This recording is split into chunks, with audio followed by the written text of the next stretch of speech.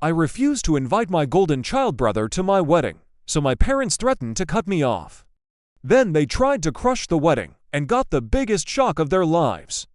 I'm Sarah, 3OF, and I've always had a complicated relationship with my younger brother, Mike, to 7M. Growing up, our parents consistently favored him, which created a lot of tension between us. They would shower Mike with praise for even the smallest accomplishments while barely acknowledging my achievements. Our family dynamic wasn't always this way. When I was younger, before Mike was born, I remember feeling loved and supported by my parents.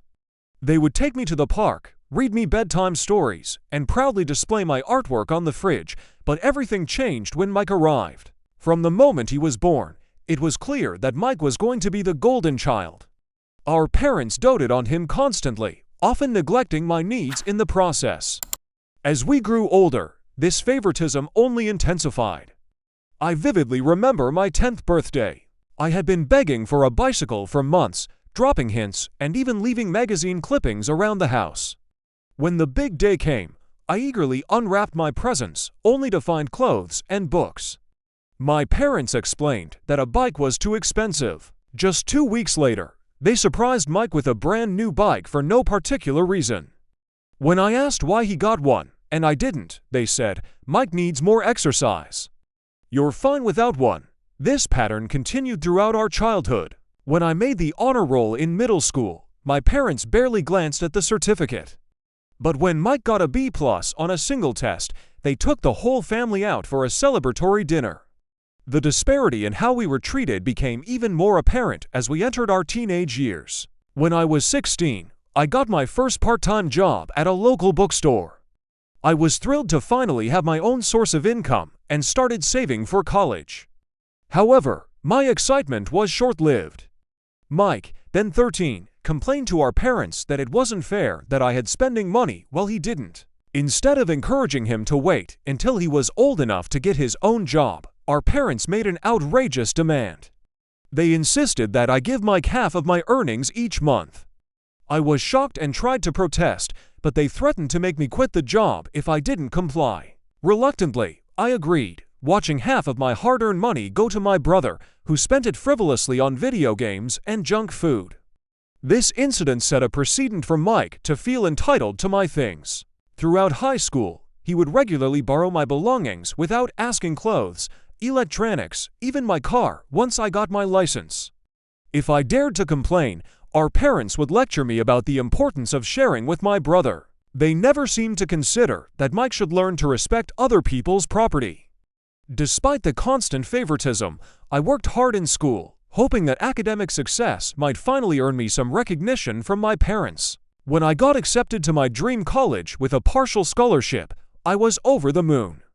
I rushed home to share the news, envisioning a proud reaction from my parents. Instead, they gave a lukewarm response, saying, "That's nice, honey," before quickly changing the subject to Mike's latest football game.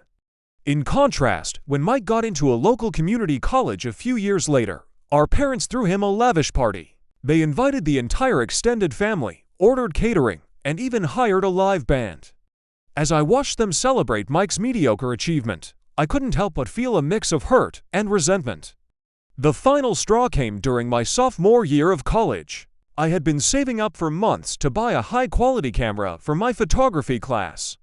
Photography had become my passion, a creative outlet that helped me cope with the stress of my family situation. I had researched extensively and finally found the perfect camera that fit my budget. I came home for winter break, excited to finally make my purchase. But when I went to get my savings, I discovered that a significant amount was missing. I soon found out that Mike had taken the money without permission to buy a new gaming console. When I confronted him, he shrugged it off, saying I could just save up again. Our parents refused to make him return the console or pay me back, dismissing my distress with a casual, "You should have hidden your money better." This incident was the breaking point for me. I realized that no matter what I did, I would never be a priority in my family. After that, I distanced myself as much as possible. I took on extra jobs to support myself through college, rarely coming home for visits. When I did, Mike would make snide comments about how I thought I was too good for the family now. Our parents never corrected his behavior, often joining in with comments about how I had changed and become cold towards them. Despite the emotional toll, I managed to graduate with honors and secure a good job in marketing. It was at my new job that I met Jake, 32M, who would become my rock and biggest supporter. We've been together for 5 years now, and he's been incredibly understanding about my family situation. Jake's own family is warm and welcoming, showing me what healthy family relationships should look like. 6 months ago, Jake proposed during a surprise weekend getaway. It was a magical moment, and I was thrilled to start planning our future together. However, the joy of our engagement was quickly overshadowed by the dread of dealing with my family during the wedding planning process. After much discussion and soul-searching, I decided not to invite Mike or my parents to the wedding. I want our special day to be filled with love and positivity, not overshadowed by the negativity and resentment that has characterized my relationship with my family. Last week, my mom called me in tears, demanding to know why they hadn't received wedding invitations yet. I took a deep breath and explained that, given our history, I didn't feel comfortable having them at the wedding. She accused me of being selfish and trying to punish them, completely dismissing my feelings as usual. My dad then got on the phone, saying I was breaking Mike's heart by excluding him from such an important day. Apparently, Mike had been telling everyone he was going to be my best man, despite the fact that we've barely spoken in years. The audacity of his assumption left me speechless. I stood my ground and told them my decision was final. This led to Mike blowing up my phone with angry texts, calling me every name in the book. He accused me of being jealous of him and trying to make myself feel important. It was as if he had completely rewritten our childhood in his mind, casting himself as the victim. My parents are now threatening to cut me out of their will if I don't invite them all to the wedding. This threat might have worked years ago, but I've long since stopped expecting or wanting anything from them. Jake fully supports my decision, understanding how toxic my family dynamic is. He's offered to handle any further communication with them to shield me from their manipulation tactics. Some of my friends, however, have suggested that I should just invite them to keep the peace. They argue that I might regret it if I don't have my family at my wedding. Their words have planted a seed of doubt in my mind. Am I being too harsh? Should I give them one last chance? But then I remember all the hurt and disappointment, and I'm reminded of why I made this decision in the first place. I know this post is long, but I felt it was important to provide context for why I'm making this choice. So, Reddit, AITA for refusing to have my brother and parents at my wedding. Update 1. Thank you all for the overwhelming support on my original post. Your comments and messages have been a source of strength during this difficult time. I wanted to provide an update on the situation, as there have been several developments over the past couple of weeks. After discussing things further with Jake, I decided to stand firm in my decision not to invite Mike or my parents to the wedding. However, Jake suggested that meeting with them in person to explain my reasoning might provide some closure for all of us. Although I was hesitant, I agreed it was worth a try. We arranged to meet at a neutral location, a quiet cafe in a neighboring town. I arrived with Jake, feeling a mix of anxiety and determination. My parents and Mike were already there. My mom's eyes were red from crying, and my dad was wearing his signature disapproving frown. Mike surprisingly looked more subdued than I expected. As soon as we sat down, my mom launched into a tearful monologue about family loyalty and how I was tearing everyone apart. My dad interjected with comments about how ungrateful I was being. I let them speak, taking deep breaths to stay calm. When they finally ran out of steam, I calmly explained my position. I brought up specific instances of how they had hurt me over the years, including the camera incident and the constant favoritism. I told them that, while I cared about them, I didn't feel we had the kind of relationship that warranted them being at my wedding. To my shock, Mike spoke up in a quiet voice. He admitted that he had intentionally broken my camera back in college. He confessed that he had always felt insecure about my academic success and resented that I was leaving him behind by going to college. He said he wanted to bring me down a peg to make himself feel better. The table fell silent after this revelation. Our parents seemed stunned, as if they were seeing our dynamic clearly for the first time. My mom tried to smooth things over, saying, "Well, that was a long time ago. We should let bygones be bygones," but I wasn't having it. I pointed out that Mike's admission only proved my point about the toxic dynamic in our family. My dad then tried a different approach. He offered to pay for the entire wedding if we'd include them. I was taken aback by this attempt at financial manipulation. I declined, explaining that it wasn't about money, but about surrounding ourselves with people who genuinely support us. This seemed to really upset Mike. He started ranting about how I've always thought I was better than the family, and that I was going to regret pushing them away. It was as if all his earlier remorse had evaporated, replaced by the familiar anger and resentment. At that point, Jake, who had been quietly supportive throughout the conversation, suggested it was time for us to leave. As we were getting up, my mom grabbed my arm, tearfully asking if this meant I was cutting them out of my life forever. I told her honestly that I didn't know, but that I needed space to heal and figure things out. In the days following this meeting, my phone has been constantly buzzing with messages from extended family members. It seems that Mike and my parents have been spinning their own version of events, telling everyone that I'm having a mental breakdown and trying to destroy the family. My aunt even called, suggesting I postpone the wedding until I come to my senses. The constant barrage of messages and calls has been emotionally draining.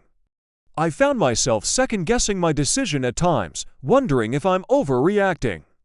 But then I remember the years of hurt and dismissal, and I know I'm doing the right thing for myself. Jake has been my rock through all of this. Seeing how my family treated me at the meeting only reinforced his support of my decision. He suggested we take a weekend trip to get away from all the drama and focus on our relationship. We ended up driving to a quaint little beach town a few hours away. During our trip, we spent time walking on the beach, trying local restaurants, and just enjoying each other's company without the cloud of family drama hanging over us. One evening, as we watched the sunset, Jake told me how proud he was of me for standing up for myself. He reminded me that we're creating our own family now, one built on mutual respect and love. This getaway was exactly what I needed to reaffirm my decision and refocus on the exciting future ahead of us. We even started discussing the possibility of moving to a new city after the wedding for a fresh start away from the constant reminder of my family's toxicity. When we returned home, I made the difficult decision to block my family's number and social media accounts. It felt extreme, but I realized I needed to protect my peace of mind. As we approach the wedding, we've also taken some practical steps to ensure our wedding day goes smoothly. We've hired security for the venue in case any uninvited guests try to show up. We've also password protected all our vendor accounts so no one can make changes to our plans. It's sad that we have to take these precautions, but I want to be prepared for anything. As the wedding draws closer, I'm trying to focus on the positive aspects, marrying the love of my life surrounded by friends who have become family. Yes, there's still a lingering sadness about the situation with my biological family, but I'm learning to accept that I can't change them or force them to treat me with respect.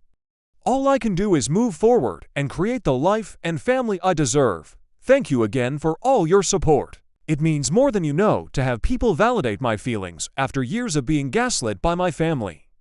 I'll post another update after the wedding to let you all know how it goes.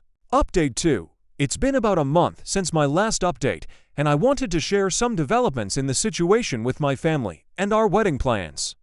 First, the good news. Jake and I have finalized most of the details for our wedding, and we're both getting excited. We've decided to have a smaller celebration than initially planned, with just our closest friends and Jake's family in attendance.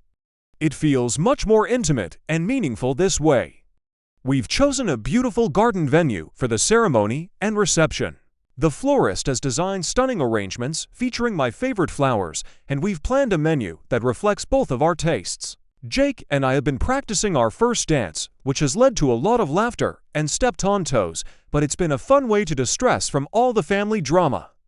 Now for the not-so-good news. Despite my clear wishes, my family has continued to try and insert themselves into our wedding plans. Last week, my mom showed up unannounced at my workplace. I was in a meeting when my colleague came to get me, saying there was a distraught woman in the lobby insisting on seeing me. When I got to the lobby, I found my mom in tears, causing a scene.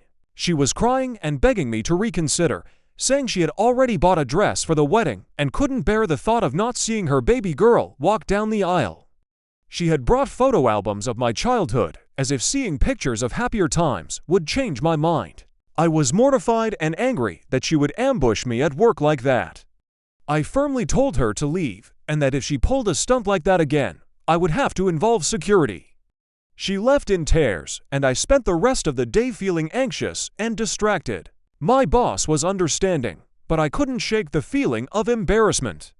A few days after this incident, I received a lengthy email. The email from Mike, unlike his previous angry messages, seemed more reflective. He wrote about how he had been doing a lot of thinking since our meeting at the cafe. He acknowledged that he had been a terrible brother growing up and said he wanted to make amends. Mike went into detail about how he had always felt overshadowed by my achievements and had lashed out because of his own insecurities. He even offered to pay for the camera he broke all those years ago, saying he had looked up the model and found its current value. While part of me appreciated the gesture and the apparent self-reflection, I couldn't help but feel it was too little, too late.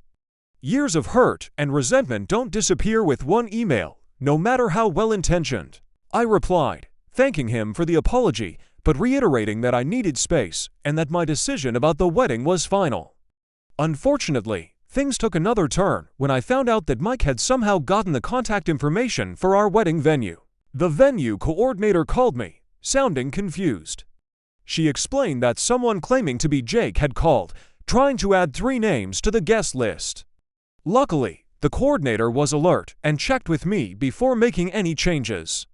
I was shocked to learn that Mike had gone to such lengths. It felt like a huge violation of my boundaries and made me question whether his apologetic email had been sincere or just another manipulation tactic.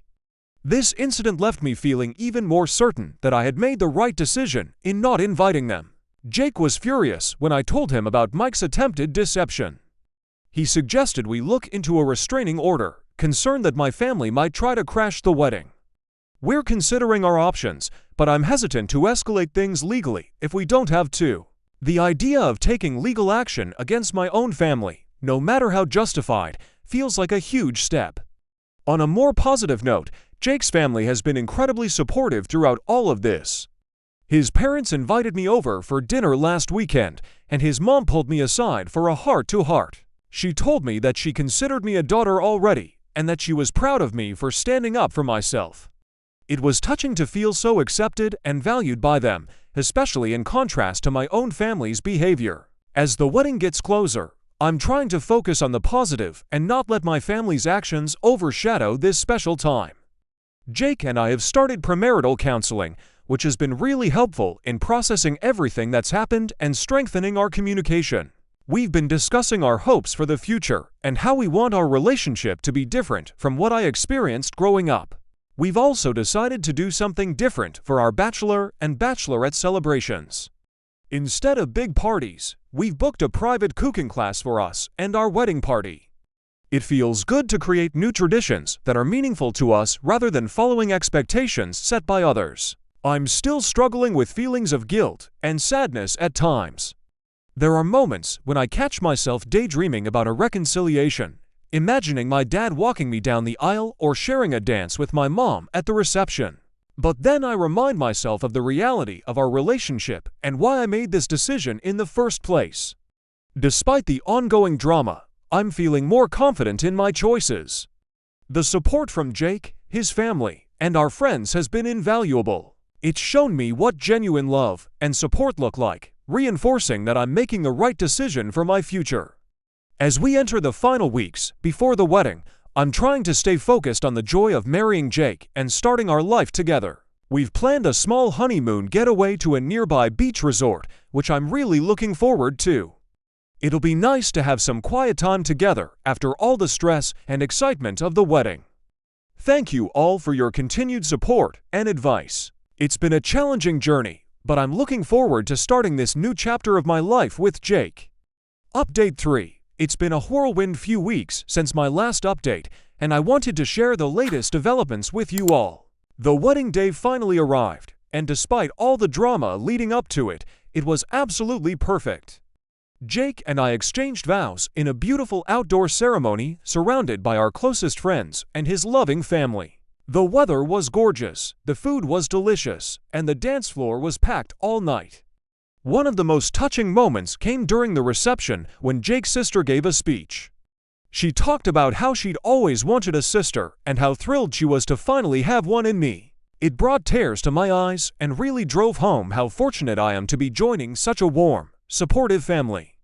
As for my own family, they did try one last attempt to force their way into the wedding. About an hour before the ceremony was set to begin, my parents and Mike showed up at the venue. They were all dressed up and insisted they were there to support me despite not being invited.